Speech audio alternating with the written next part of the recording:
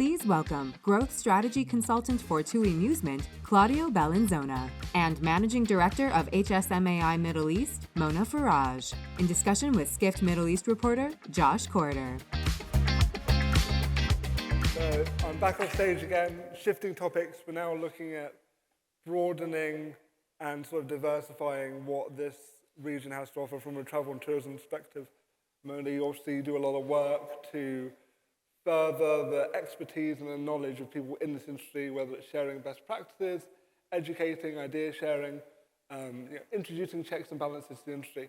And obviously, Claudio, you co-founded Musement, acquired by TUI. You're a certified expert in the idea of the experiences economy. So I'll start with you. How have you seen experiences in the Middle East change from just, like we were talking about today, a largely luxury market to a more nuanced and varied region? Well, the change for me, and sorry for my voice, but I've been voiceless yesterday. Actually, the change that I've seen in the last 5-6 years has been, I would say, incredible. And this is because the way experiences have been expanding in not only Dubai as one of the most interesting, and active city in the area, but also for many other destinations as well. And as you were mentioning, I think one of the most interesting thing that we have seen ourselves is that the layers of experiences and the type of experiences have brought a lot. In terms of segments, in terms of interests, in terms of themes, in terms of the things that you can do, that you can experience. I would say that 5-6 years ago, when we started, back at the day, actually we started as Musement, so before the acquisition, Dubai was still very much perceived as a luxury destination, especially for experiences. Actually, at the time, I have to say, just a bit of semantic. At the time, experience was not even the word we were using in the travel industry. Many times we were talking about ancillaries, add-ons to something else, to hospitality, to flights, to cruises, et cetera. And now the difference is huge. The difference is covering, I would say, all different sets of segments. And also, the expansion has been a lot outside Dubai as well. So right now, we're not really anymore looking at the Emirates and Dubai. In particular, we're looking at the whole Middle East area. We have expanded a lot in Jordan. We have expanded a lot in Oman. We have now starting to expand in Saudi, obviously. Egypt was already a very strong destination, especially from the TUI side with the leisure sun and beach packages. But absolutely, the change has been big, and I think the change is happening still. So I see changes every time I come to Dubai, every time I visit Oman, every time I go now to Saudi for sure, and the change is amazing. So maybe the question for us is, how can we keep up with this change? How we can make sure that we can deliver the right experiences to all those different needs, and to also very different type of customers in terms of how they reach us, how we intercept our customers. And this is for us, as you can imagine, very different, because within TUI we have a huge customer base coming from the leisure sun and beach travel packages, at least the classic travel packages from TUI. On the other side, we are also providing the very same experiences, or sometimes very different experiences, to other channels, direct or as a provider of other OTAs. I mean, Booking is using, for instance, our experiences. Yeah. Mona, it seemed like you were sort of agreeing with a lot of what Claudio was saying. Yes, because I want to do something else. I want everyone in this room to imagine, who has been in this region for the past 50 years? Raise the hand. Okay, no 50, it's only me and him. Now let's say 40. Who has been here 40 plus? Yeah? 30 plus? Perfect. Okay, 20 plus? more hands, and 10 plus. Now close your eyes and imagine the change that you have witnessed and lived during the duration of the time that you have been here. I have been here for 50 years. I've seen this country come from nothing to where we are today, a top-notch destination that competes with the world. And now close your eyes again and imagine that same speed of change happening in other destinations, Saudi Arabia as one. Imagine what Qatar was 20 years ago and what Qatar is today. So the speed of change in this region, and by the way, within the same imagining, imagine what, oh my God, I can imagine a lot of things. So the speed of development and evolution that happens in the Middle East, and it's very wrong to say Middle East because we're very unique in the multi-destinations that we have within one region, is phenomenal. And that's what I come in from an education perspective. Many on this room know what HSMAI is, others won't. So HSMAI is a not-for-profit association. No, I'm not an employee. I, with passion, volunteer my time for this amazing global association. It's a 97-year-old professionals association to bring in the commercial community. And commercial community is sales, marketing, revenue, distribution. Those commercial leaders that drive many of the experiences and the destination. And we bring in the commercial community and the wider tourism ecosystem to help our industry learn through best practice sharing, through networking. And obviously those sales and marketers are the ones touching the consumers, right? Well, the commercial team, we no longer say sales and marketing, we say commercial. So the commercial community actually bring in the destination experience and take it to the actual source market. So we're the enablers. And HSMAI is an enabler and a facilitator for our region and our industry and my smaller community, which is commercial. In your position, are you seeing a sort of need to educate your commercial leaders on the more nuanced and varied experiences? There is nothing called need. This region has always bypassed the world with how fast we do things. If you've worked in this region, I've been working in this region for the past 30 years. And if you learn something from being here, you learn to be agile, you learn to be dynamic, you learn to be extremely fast in your reaction. So there is no need, but there is a belief in the industry that we constantly have to evolve to always deliver a better experience to our customer. I want to ask the audience, when was the last time you said wow?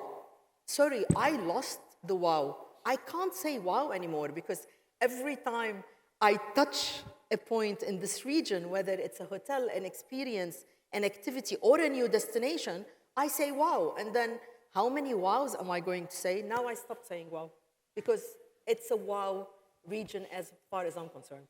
Okay, so for you, what are the wow moments that we're seeing now? What is it that is impressing people in this region? Well, for sure. By the way, I was a receptionist when I welcomed my first TUI guest in 1993 in Abu Dhabi Hilton. So, yeah. So you know. Mm-hmm. Well, I think definitely something that happens a lot. We see it a lot. Is that customers are quite impressed themselves about the velocity of things happening in this area. So I think there is definitely an element of interest that is not necessarily about an attraction or a point of interest, a specific point of interest, but about the fact that there is indeed a perception. I'm speaking a lot, obviously, from my perspective, which is very much about customers coming from Europe.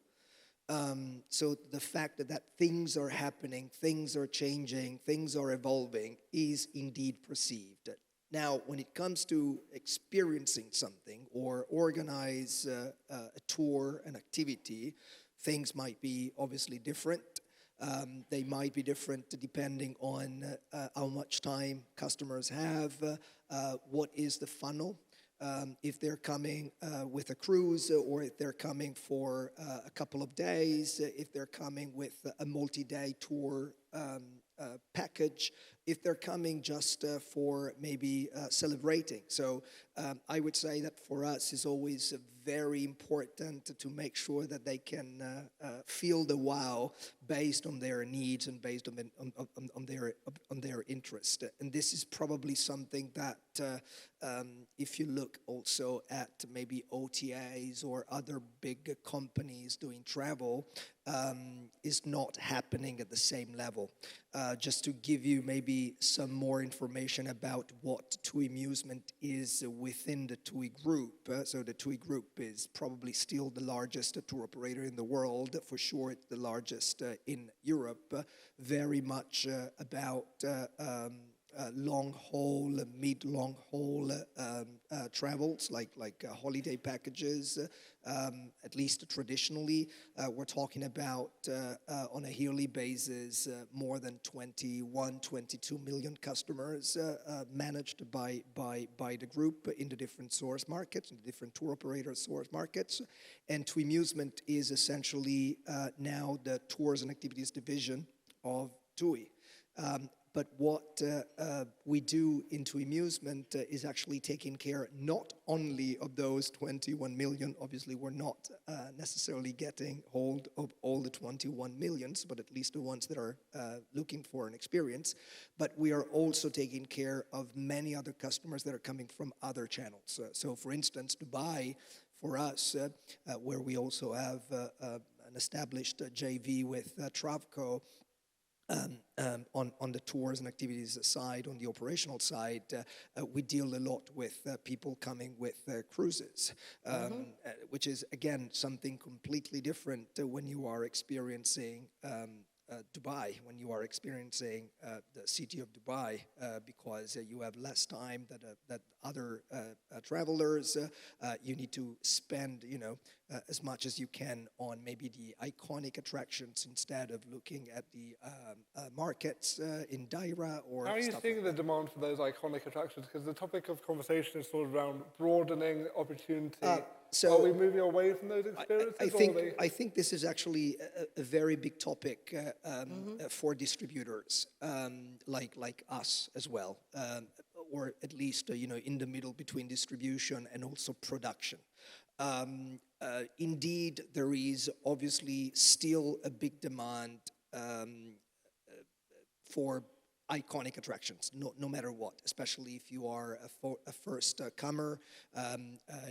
The type of information that you are still sometimes getting about a certain destination is more around the icon and not about everything else that you can do.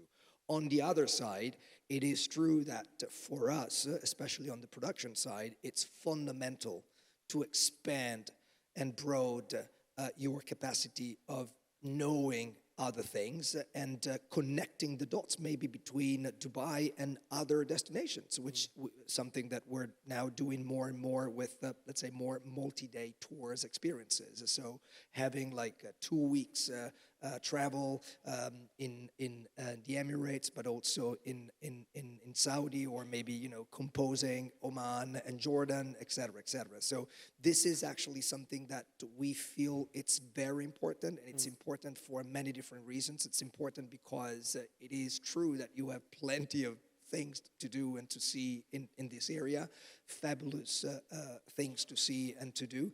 On the other side, for us, it's a way to leverage our operational capabilities to make sure that we can also plan in a much better way the service that we need to deliver. On that, sorry to cut you off, on that idea of service, I will come back to you on inter-regional travel, because it's been a hot topic during both of these 2 days. Raki yesterday from RAC CDA was sharing his excitement for the unified visa between the 6 Gulf countries. Islam was asked a bit about it this afternoon in terms of Dubai collaborating. For you, Mona, obviously Dubai has a lot of focus. What is your role in fostering, building, nurturing commercial leaders in these still off the beaten track locations? Yeah. So the role of the association here is to, like any association, is to enable and foster the opportunity for our industry to collaborate. We run our annual conference every year as one. Let me step back. 2023, thanks to the support and funding that we get from all our partners, because it's all about collaboration, we were able to put 63 educational and networking events in 1 year with 2 staff members. HSMAI Middle East, and people think there is a big team behind it. There's 2 people, 2 lovely ladies, Jean and Gerastine, that does all the work. And the more support and funding we receive as a not-for-profit, I'm able to increase the activities. Now, why do we do that? It's very simple. You actually learn much more if you're not looking at yourself in the mirror. You learn through forums like today. You learn through attending conferences, sharing best practices, hearing what your competitor have actually done that has been successful. And I always say, the moment the community, our hospitality community, is within the 4 walls of an HSMAI event, is when competition stays outside and we are one unit trying to elevate our level of education, knowledge, and understanding in order for us to elevate both our industry and our region. And our role as an association, as a global association, is to bring that global expertise and know-how into the region, bring external subject matter experts into the region, not only to learn, but to develop our own understanding. I mean, everybody was asking all my ribbons. These are my ribbons. I walk very proudly with them. They are global certification program that we have actually brought into the Middle East to help our hospitality community specifically. We're super focused on the commercial group. Our annual conference runs, we just finished it 2 weeks ago, and the main objective of our annual conference, which by the way is very unique because we don't have an event management company putting it, it's actually content that is curated by the industry for the industry. My content creators, my moderators, my content writers are actually chief commercial officers, revenue officers, marketing officers from this region that actually come and say, okay, there is a certain trend that we are seeing, or there is a threat, or there is an opportunity that we are seeing in a certain market. Now, how do we bring that debate or that content into our region for the education of our community? So, and how is that helping the customer? How is this idea sharing, collaboration, these think tanks you're doing? Simple. I go back to the start of my career life, and I learned something at day one. Competition is healthy because competition means that you will constantly need to innovate and evolve in order for you to please that customer. The wow experience of Dubai is driven by people. Elevating the talent of our existing pool of talent and the new ones that are coming is a must. Now, sure, all the brands, all the global brands have fantastic academies that educate their own team within their own brand content. Now, take that and widen the scope, because it is much better not to look at yourself in the mirror. So, yes, content, universities are important, colleges are important, but the best practice sharing and networking and the educational content that can be brought in by associations is a must. It's part of developing your pool of talent. I mean, I had an amazing 17-year-old girl sit on the stage in Rock and tell a group, a room full of people. She was 17 years old, and she sat like this, and she said, "My vision for the hospitality industry is," 17-year-old. Now try to recruit this girl after 3 years in a hotel. You have to talk like what she needs. So how do we get prepared for the new traveler and the new team member, that's what we're trying to achieve. Now, am I there? Absolutely not. We're far from delivering into the Middle East region what we can deliver. But like any not-for-profit, you're always limited with your resources and how much you can run fast. So two people are doing a great job. So if we want to truly expand this region, diversify it, touch a wider base of travelers, what does the ideal communication look like between the industry? Because we've already had this city briefing today, 1,000 people there, Islam Kazim up on stage speaking transparently. It seems like we're already leading the way for this collaborative approach. I am not going to talk about Dubai because this is not only about Dubai, but I have to talk about Dubai for something. In 2017 or 2018, I can't really remember, Dubai Tourism commissioned a revenue training for the hotels in Dubai. A DMO commissions and pays for a revenue training for its hotels. Why? Because Dubai believes that if you're what's Dubai College? I mean, I'm sure you know about Dubai College.